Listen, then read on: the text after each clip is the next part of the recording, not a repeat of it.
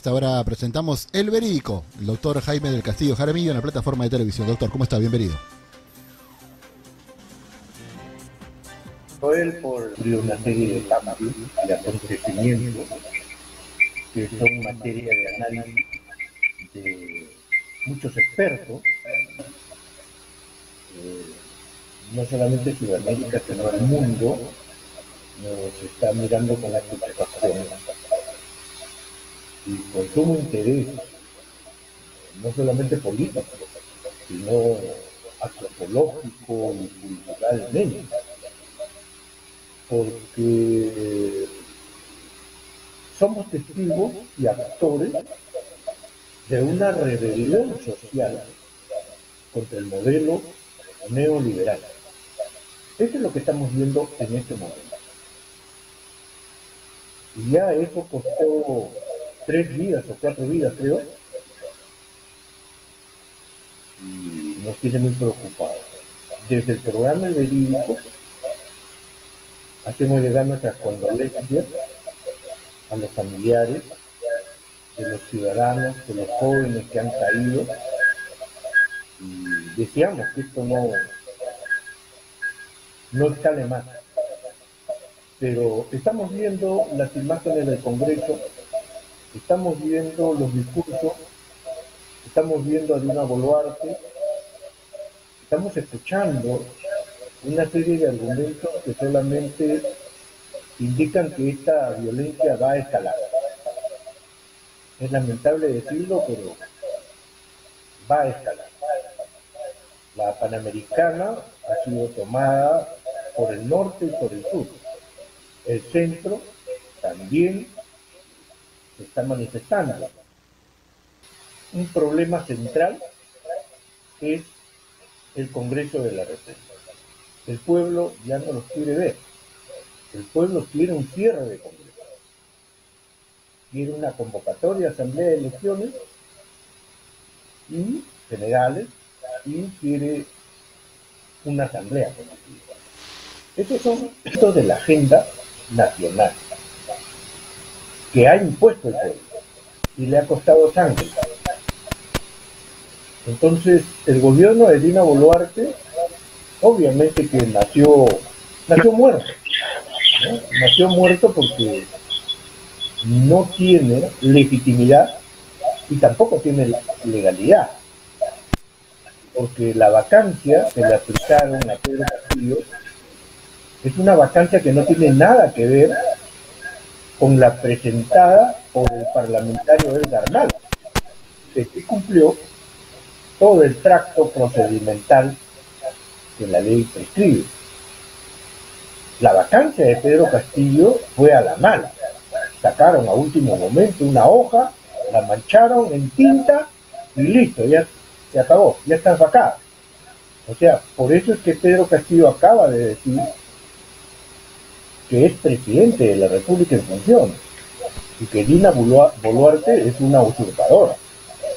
O sea, tenemos un grave problema, ¿no? El pueblo no creo que dé marcha atrás en esta rebelión contra el sistema neoliberal. El pueblo ya se hartó, ya se cansó. Es el efecto post-pandemia, es el efecto de la estafa de los partidos políticos, es el efecto de una constitución que ha sido hecha para favorecer a mafias y para favorecer negocios privados, básicamente, ¿no? Y peor aún, con una Dina Boluarte que ha juramentado un gabinete que no es de técnicos, sino sombras de técnicos y de políticos, y sobre todo que está en la derecha, y eso prácticamente para el pueblo vale cero, absolutamente.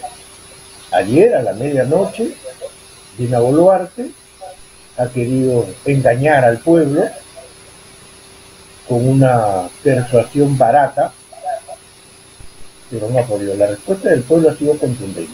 Han tomado el aeropuerto de Arequipa, han incendiado el edificio del Ministerio Público en Andahuaylas, han tomado comisarías, es decir, la cosa va para acá. Por ejemplo, el gabinete de Dina Boluarte es un gabinete de la vergüenza. Por ejemplo, Pedro Angulo está acusado por ser un acosador sexual. Y también tiene audios con lo más graneado de la mafia de los cuellos blancos del puerto.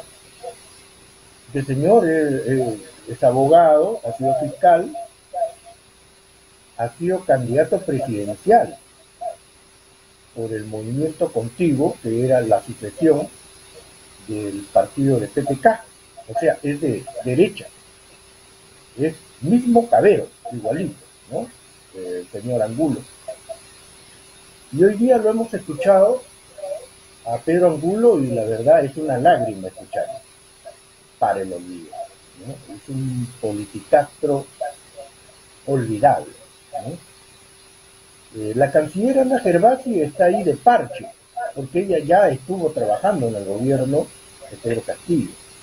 El de defensa es un ollantista, ha sido el abogado de Dina Boluarte, que al parecer fue el correveidile entre la derecha y Dina Boluarte, cuando ella ya decidió ser, es obvio,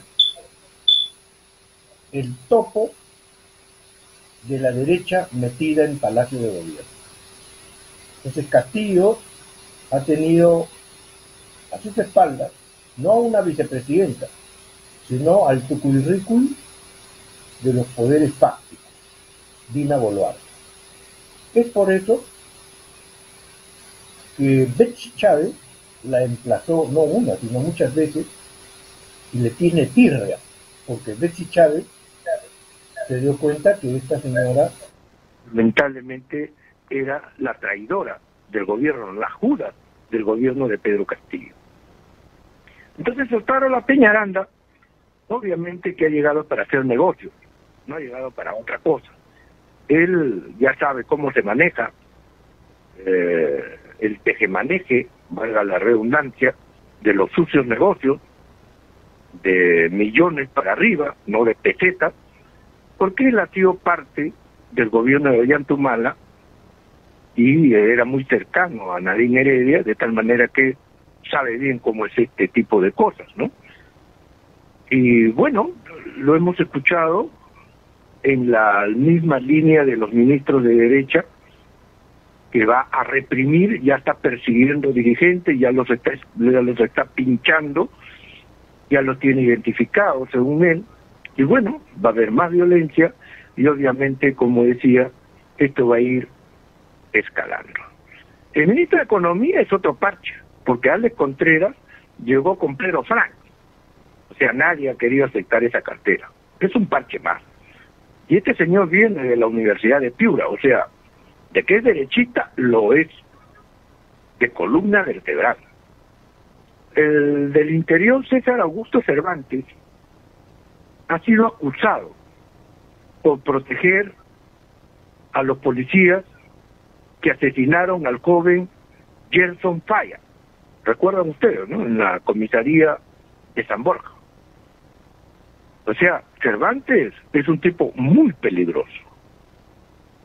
Él fue el que hizo el desalojo de Loma Corvina y el desalojo del Morro Solar de Chorrillo. 33 años de servicio solamente para eso.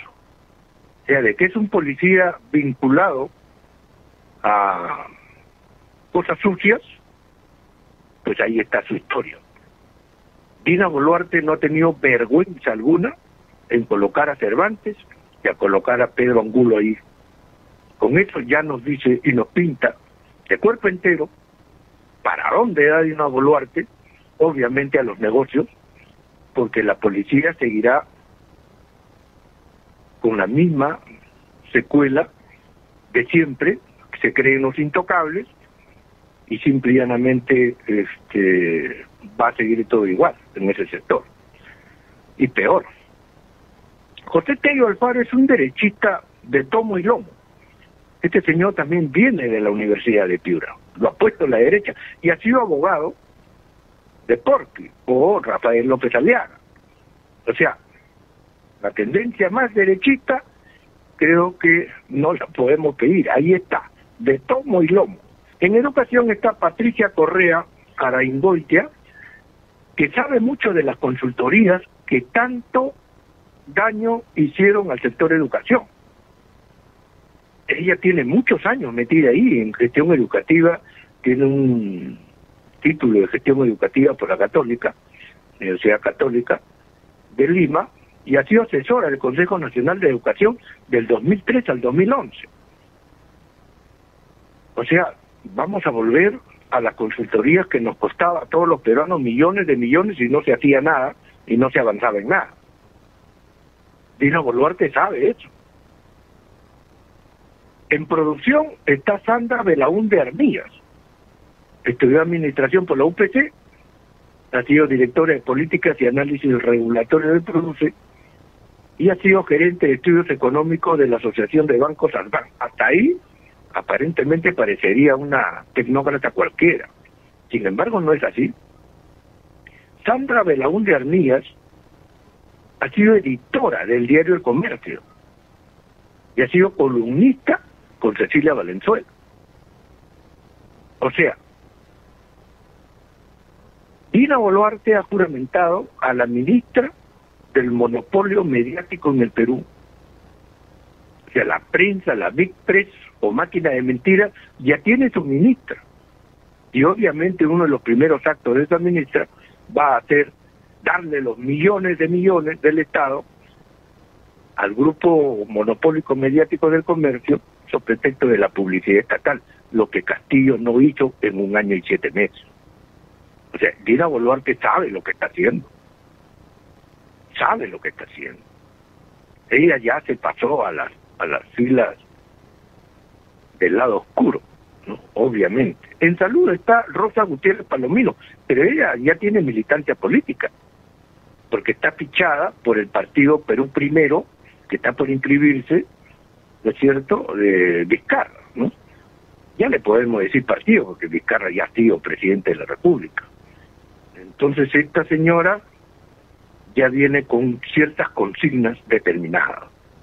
Si ya es militante de un partido político, entonces ella ya tiene la cosa muy clara de lo que debe y no debe hacer para sus intereses políticos, obviamente, ¿no? Después tenemos en Comercio Exterior a Luis Fernando Elguero.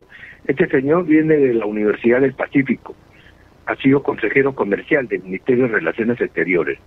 Es un experto en lo que es comercio internacional entre el Asia y Sudamérica, especialmente entre Japón y Perú.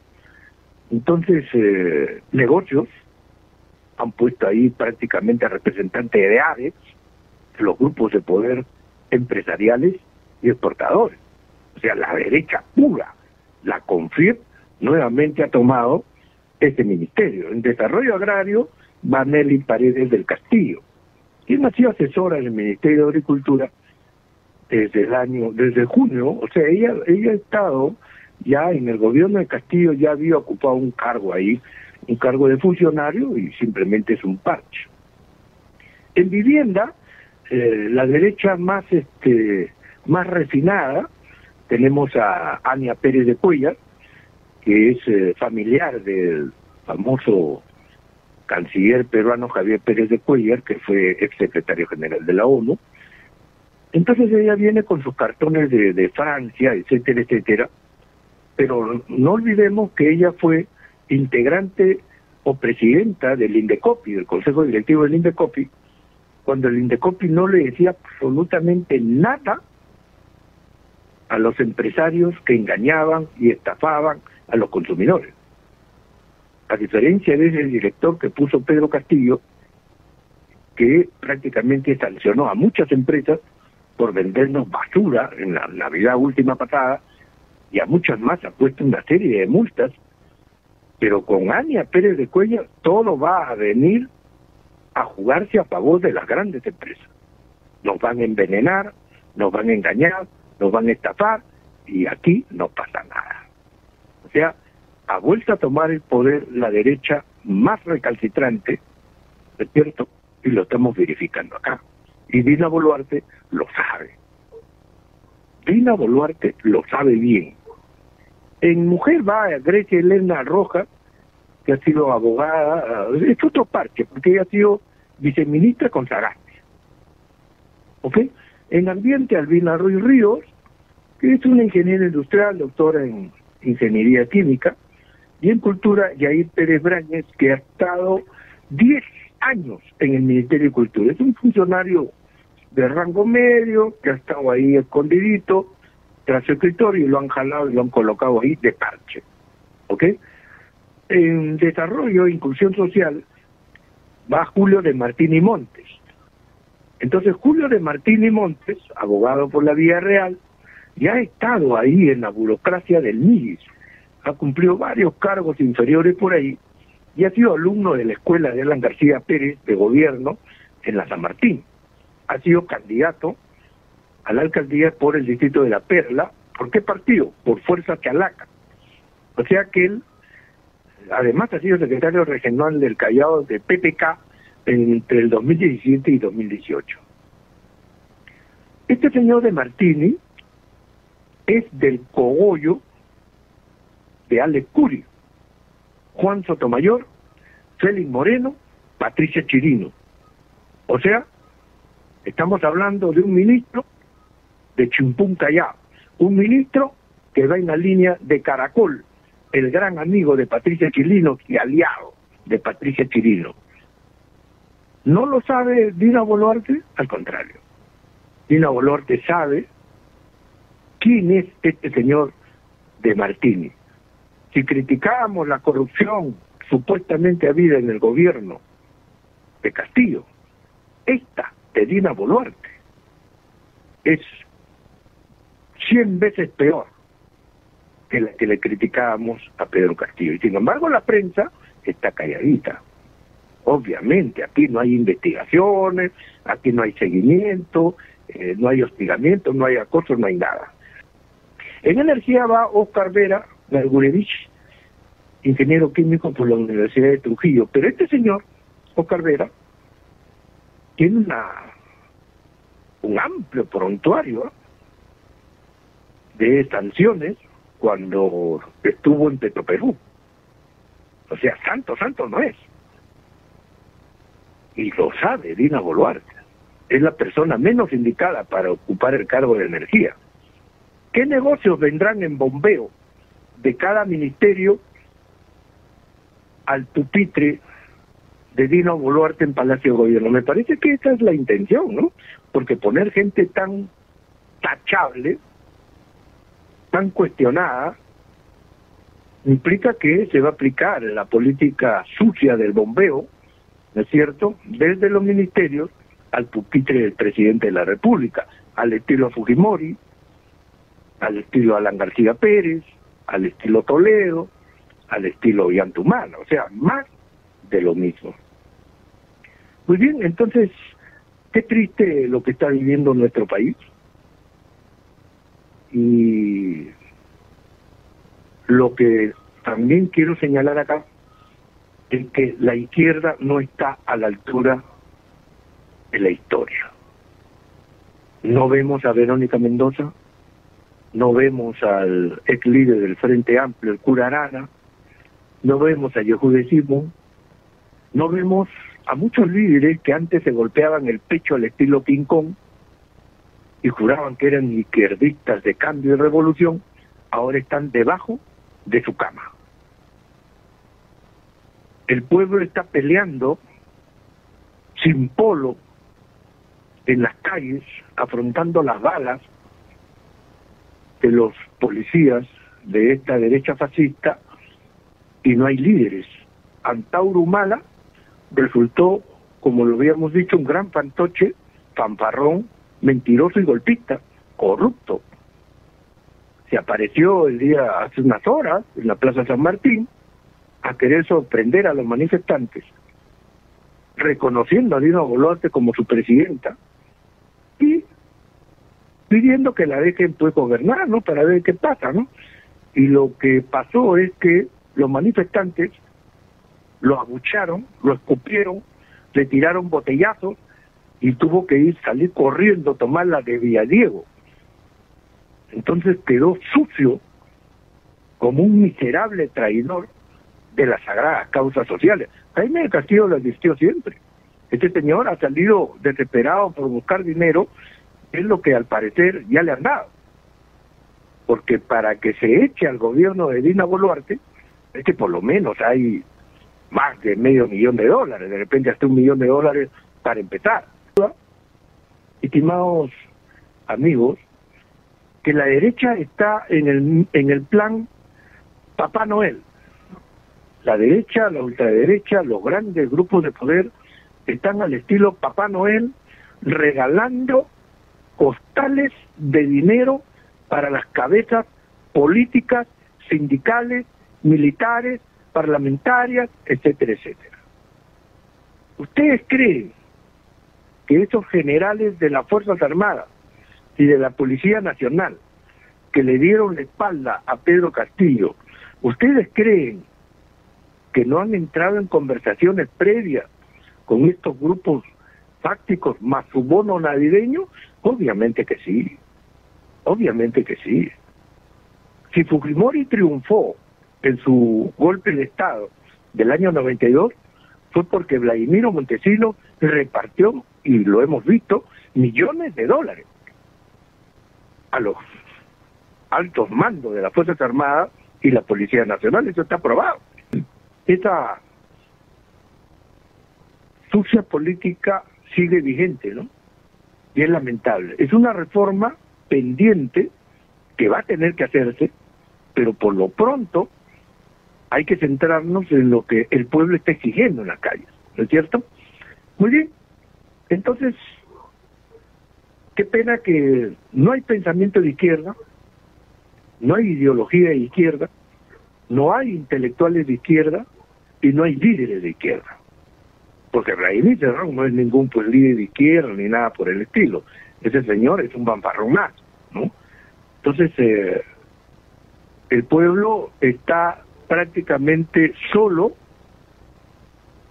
dirigido por sus necesidades inmediatas y por salvar esta democracia, nuestra débil democracia, por salvarla y rescatarla de las garras, no solo de la ultraderecha, sino de los poderosos grupos monopólicos nacionales y de las transnacionales que siempre nos han mantenido en un nivel de subdesarrollo que ya hace tiempo hemos debido salir de ahí.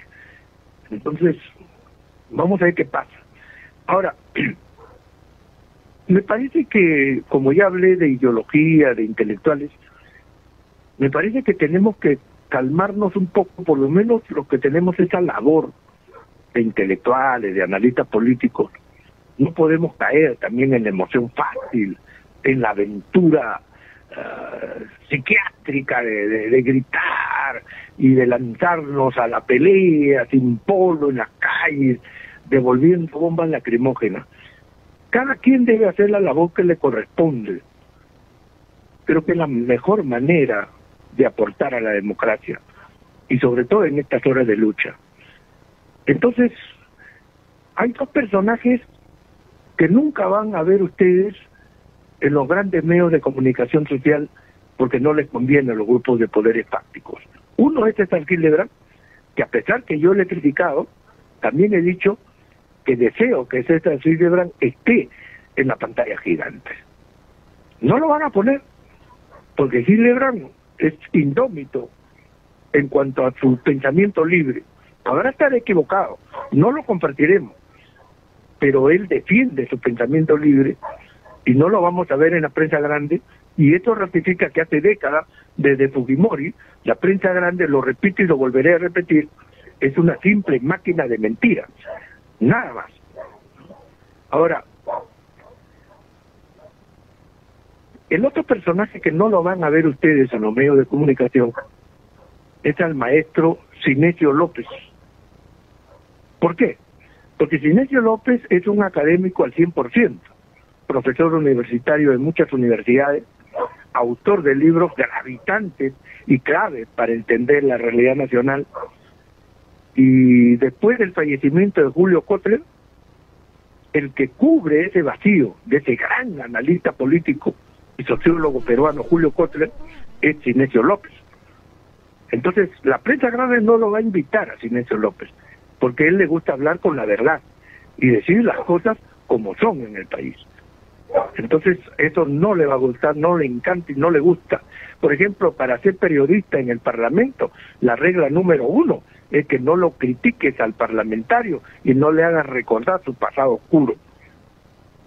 Igual pasa con estos personajes que acabo de mencionar, Sinesio López y César Hildebrand. Muy bien, hice un análisis de la situación presente el mismo día del mal llamado autogolpe de Pedro Castillo Terrones, el 7 de diciembre, y luego este análisis preliminar fue confirmado en el análisis de este gran intelectual y sociólogo peruano, gran analista político, como es Sinesio López. Y lo vamos a escuchar para aprender de él y también volver a hacer un enfoque de lo que está pasando en el país. Maestro Joel, por favor, vayamos con el primer vídeo, ¿no? La primera imagen. Mira, lo que nos dice es que, digamos, hay un golpe que fracasó y otro que sí triunfó, ¿cierto? El golpe que triunfó es el golpe del Congreso, ¿no? Y el golpe que fracasó es el de Castillo. Y yo creo que en el último mes había una competencia de golpes, o sea, quién da el golpe primero, ¿no? Yo no le di importancia a Castillo, pues no le veía viabilidad, ¿no? El otro sí, obviamente tenía mucho más viabilidad, la correlación de fuerzas oficiales va por ahí. Pero el caso de Castillo, cuando decide el ex ministro Aníbal Torres pedir el voto de confianza, ¿no? Y era, digamos, ya que estaban jugando a que en 2 votos de confianza ellos pudieron disolver el Congreso, ¿no es cierto? Entonces, ya hizo ese primer gesto, esperaban el otro, para eso nombró una segunda ministra impotable para el Congreso, ¿no?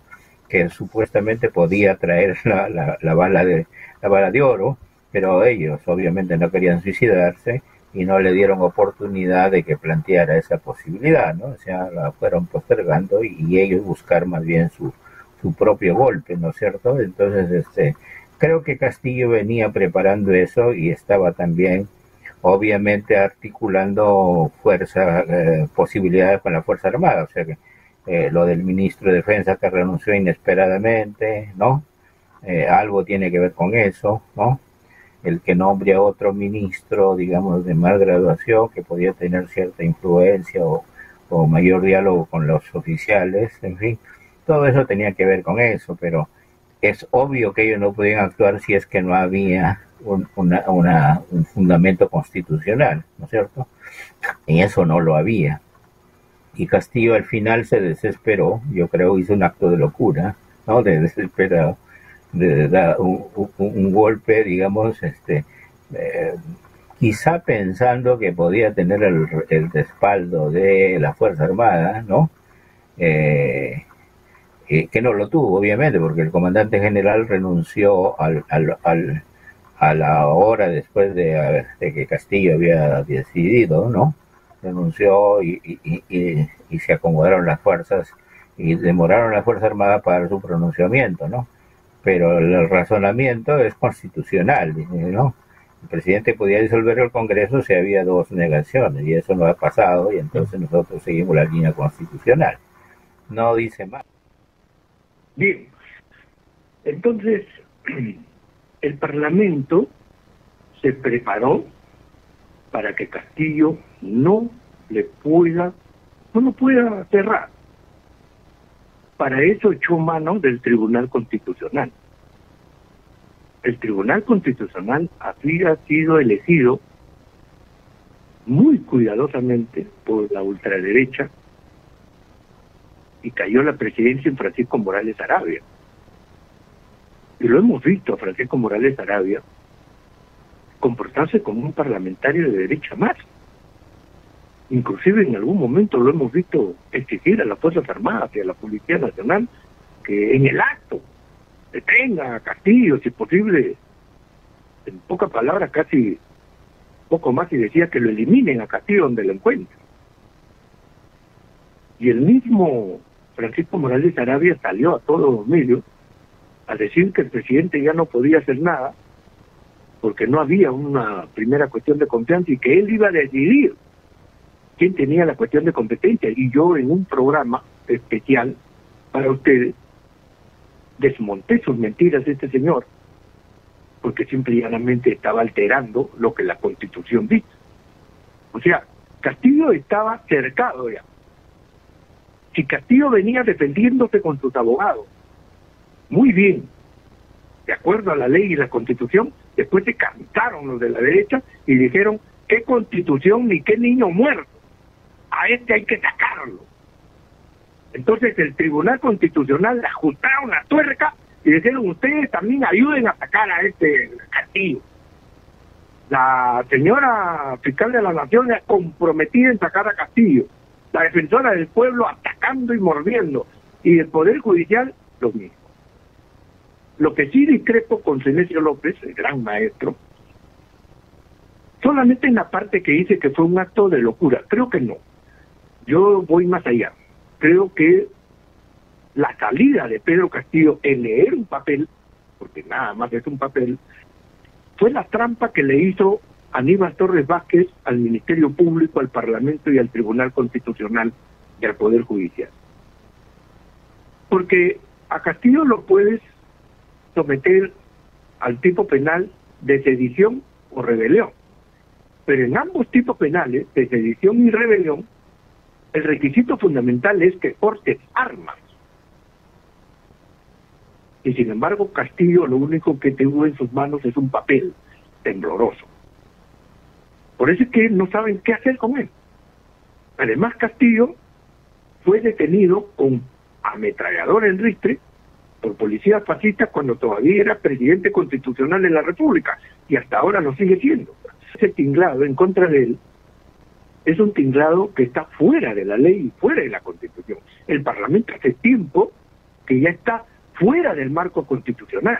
Por eso es que el pueblo se ha levantado, y el pueblo creo que no va a parar hasta terminar con esta farsa. Entonces, ahora vamos a escuchar al maestro Sinesio López en una tesis bien interesante, porque él dice que el Parlamento vacador aplicó 3 golpes de Estado a la vez. Muy interesante la tesis. Por favor, escúchenlo con detenimiento. Maestro, yo... Sí, estaba concentrado el otro. Yo cuando escribí la columna ayer, yo me había concentrado en lo que en el Congreso, en los 3 golpes en uno iba a dar el Congreso, ¿no es cierto? Y no en Castilla. Entonces, pero cuando terminé, me di con la sorpresa que el señor Castillo estaba diciendo, tuve que añadir una línea arriba y otra al final, ¿no? Bueno, pero yo creo, a ver, efectivamente que ha fracasado un golpe y ha triunfado otro, ¿no es cierto? No es que triunfó la democracia, ¿no es cierto? Eso no es cierto, no ha triunfado la democracia, que ha triunfado un golpe del Congreso contra todos, ¿no? Digamos, contra Castillo y contra todos los peruanos, yo diría, ¿no? O sea, mi modo de ver es el siguiente: el Congreso sigue teniendo sigue siendo el centro del poder en alianza con otros poderes, obviamente, ¿no es cierto? Yo digo ahí que yo sostengo que hay 3 golpes en uno, digamos, ¿no? Uno del Congreso contra el presidente de la República, que en la práctica, digamos, cometió una locura y le dio oportunidad de que cambiaran, darles fundamento, digamos, ¿no? Y vacar a uno que ya los había vacado, ¿no? Y decir, bueno, que ahí hay el fundamento de ¿cómo se llama?, incapacidad moral, y lo sacaron, ¿no es cierto? O sea, con eso se limpiaron, digamos, un poco, ¿no? Pero no, ahí están ellos, o sea, de tal manera que ese es un golpe que ellos lo venían trabajando hace tiempo, ¿no? El sacarlo a Castillo, de todas maneras, ¿no? Ahora, para eso tenían el respaldo del Tribunal Constitucional. tenían el respaldo de parte del Poder Judicial, ¿no es cierto? Y tenían el respaldo de la Junta Nacional de Justicia. O sea, ya habían alineado así todos los poderes, entonces para ese golpe, ¿no? Pero por otro lado, digamos, había otro golpe en marcha también, ¿no es cierto? Sí. El golpe de los tiburones contra las pirañas, ¿no es cierto? Ese es el golpe de fondo, digamos, ¿no? Y ahí el que lo encabezaba básicamente son los poderes fácticos y en concreto los oligopolios mediáticos, ¿no? El comercio ha estado a la cabeza de todo eso todos los días, ¿no es cierto? Desde hace tiempo y obviamente esos también hoy han triunfado y tenían el apoyo, digamos, de ciertos grupos empresariales para eso, digamos, ¿no? Y después el otro golpe, obviamente, que ya lo han venido dando lentamente, ¿no? Es también contra el pueblo, digamos, ¿no? Y le han quitado la capacidad de tener referéndum, de participación directa, digamos, ¿no? Eso lo han decidido ellos sin reforma constitucional, ¿no es cierto? Y luego, con el pretexto de introducir el Congreso, ¿no? De introducir la Cámara de Senadores, ¿no?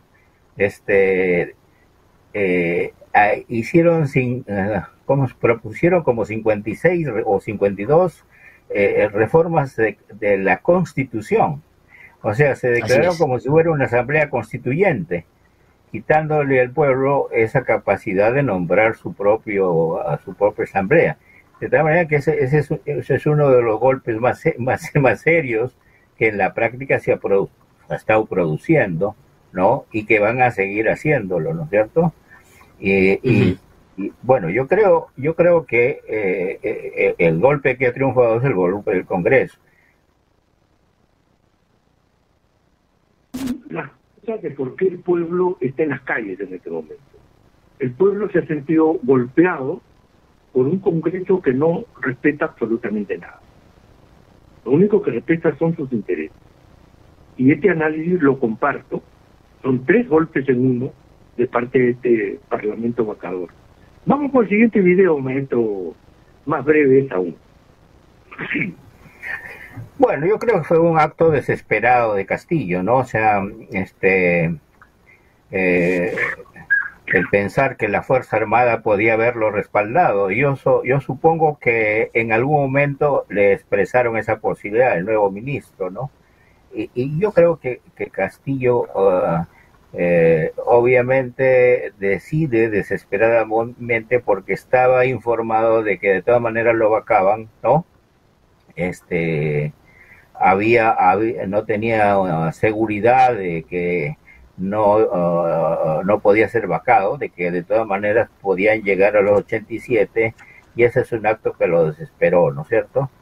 Además, digamos, yo creo que las campañas de los últimos días, de las declaraciones del servicio del exdirector del servicio de inteligencia y del ex asesor del Ministerio de Vivienda, obviamente lo golpearon a él, ¿no? Lo golpearon directamente, pues yo creo que allí él de alguna manera estaba metido, ¿no es cierto? O sea, al menos es donde probablemente había mucho más evidencia que en otros, ¿no es cierto? Y entonces eso lo desesperó. Yo creo y lo indujo a cometer esta barbaridad que no tiene ni un sentido, ¿cierto? No puedes declarar, porque era una declaración lírica ya, ¿no? Si no tienes un respaldo ni de abajo del pueblo, ni de las Fuerzas Armadas, obviamente no tiene un sentido el golpe, ¿no? O sea, es un acto de locura, ¿no es cierto? Desespera.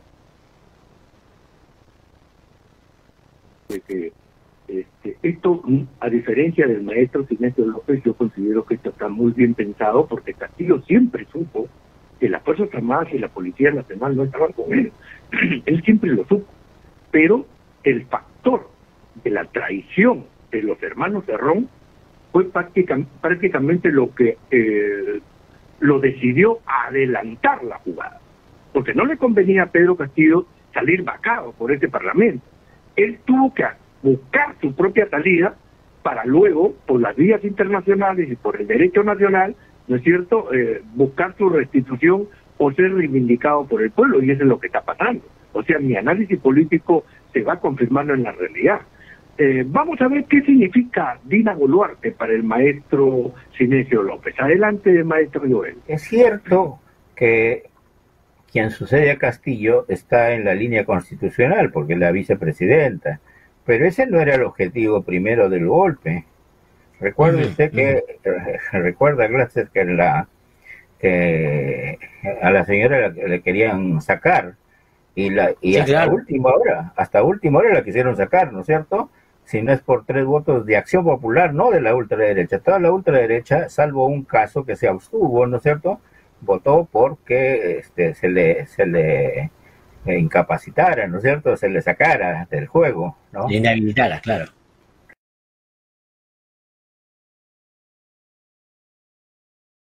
Puedo defenderme, atacar al pueblo si protesta, y de paso que tengo el Parlamento a mi favor. Y lógicamente ella ya ganó la pensión vitalicia porque es presidente de la República, además de su sueldo de congresista. O sea, mejor negocio personal de Dina Boluarte, creo que no lo iba a encontrar jamás en su vida, ¿no? Por eso es que ha puesto un gabinete que significa no me importa nada. Este gabinete que está acompañándola a Dina Boluarte, podríamos denominar el gabinete no me importa nada.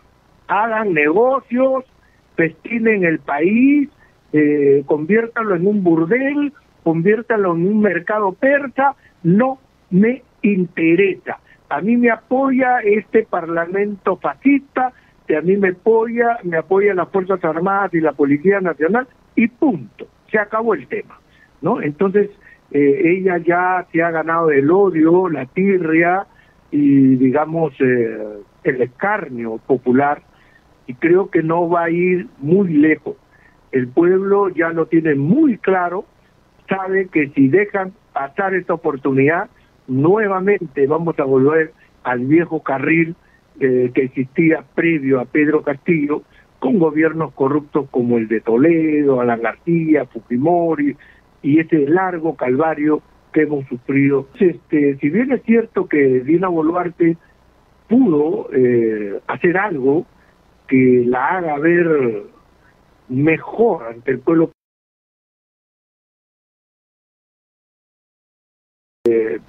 presentar el día 1 de su juramentación el pedido adelanto de elecciones y ella a renunciar. Yo creo que quedaba muy bien ante la historia, porque una vez que ella juramentó, ya tenía su pensión vitalicia de presidente, ¿no? Entonces, no quiso hacer nada de eso, por lo menos debió haber colocado un gabinete de centro, ¿no? Y incluir algunos personajes de la izquierda. Sin embargo, no le interesó nada de eso, lo que implica que ella es un pelele del Congreso derechista, el Congreso fascista, lo cual es bastante serio, y va a pagar, ya está pagando caro estas consecuencias. En un último video que íbamos a difundir, Sinesio López se refiere a que las Fuerzas Armadas ya no hacen golpes, sino respaldan a poderes tácticos antipopulares. Lo dice en otras palabras. Entonces, es importante que pongamos el ojo ahí. Nuestras Fuerzas Armadas, con el gobierno de Vladimiro Montesinos y Alberto Fujimori, quedaron manchadas para siempre. Firmaron el acta de sujeción las 3 Fuerzas Armadas, y los generales, los jefes del Comando Conjunto, recibían $1 millón de parte de Vladimiro Montesinos Torres, al parecer mensual. Todo está documentado. La Policía Nacional también, y hemos visto la cantidad de exmilitares que están presos, ¿no es cierto?, los que trabajaron con Vladimiro Montesinos, entonces, y Alberto Fujimori. ¿Cuánto nos hemos alejado de esa realidad? Me parece muy poco. Me parece muy poco.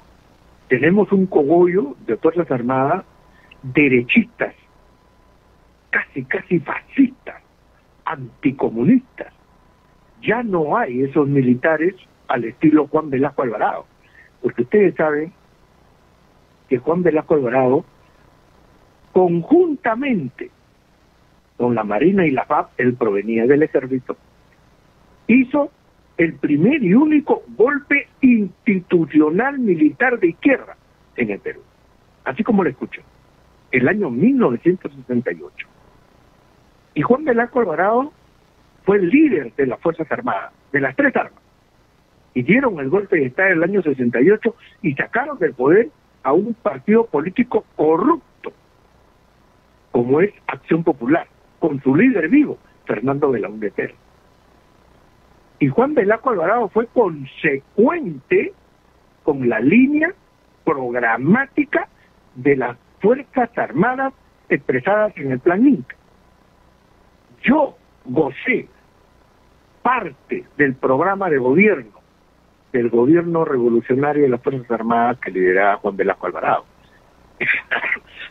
Perdón, había el curso de formación laboral y a todos los jovencitos nos enseñaban carpintería, mecánica, nos enseñaban torno, minería, electricidad, tantas cosas. Y eso sirvió a muchos jóvenes, salieron del 5º año de secundaria, inmediatamente obtuvieron trabajo y otros se fueron al extranjero y ahora son millonarios en otros lugares. Entonces, en todos los sectores ministeriales, Velasco Alvarado hizo cambios profundos. Había el famoso los mercados del pueblo, donde se eliminaron los intermediarios y en distintos distritos de Lima venían los productos directamente del campo, barato, pescado barato. O sea, Juan Velasco Alvarado fue el gobernante más revolucionario que hemos tenido y salió de las Fuerzas Armadas.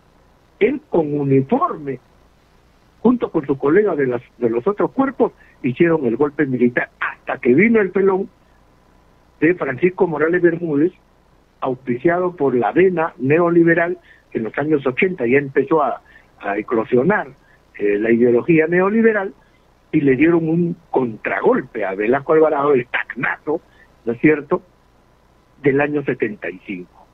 Entonces, hay militares como Juan Velasco Alvarado, pero también hay militares miserables, ¿no es cierto?, que se echaron a un capitán acusado de traición a la patria, como fue Vladimiro Montesinos Torres, y emputecieron al país con el fujimorismo.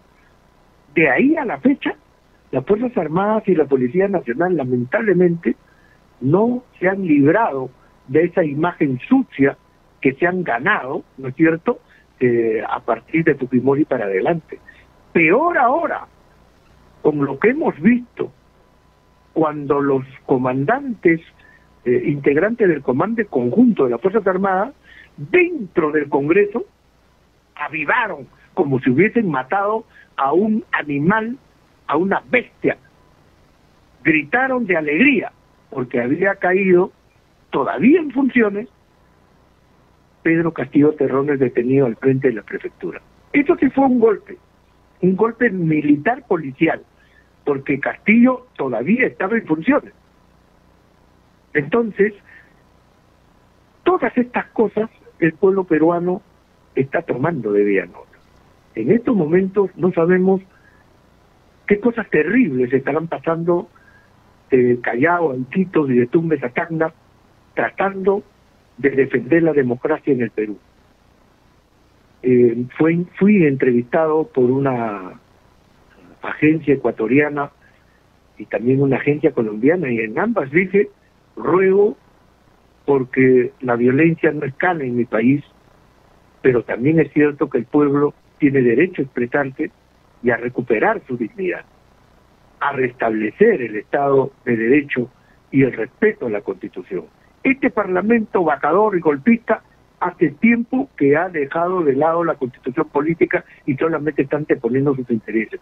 Las Fuerzas Armadas y la Policía Nacional lamentablemente se pusieron al lado de los poderes fácticos. Y ahí están. Y Dina Boluarte no es otra cosa, ahora ya es una asesina política.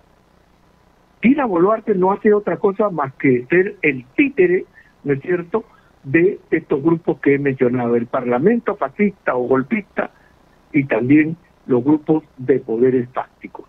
Entonces, horas tristes para nuestro país, esperemos que lo superemos de lo mejor. Y los parlamentarios de izquierda, termino con esto, los parlamentarios que dicen ser de izquierda de hoy, están haciendo el ridículo en este Parlamento, discutiendo con quienes no los van a escuchar y perdiendo el tiempo, ganando el tiempo para llegar al fin de mes y cobrar, nada más.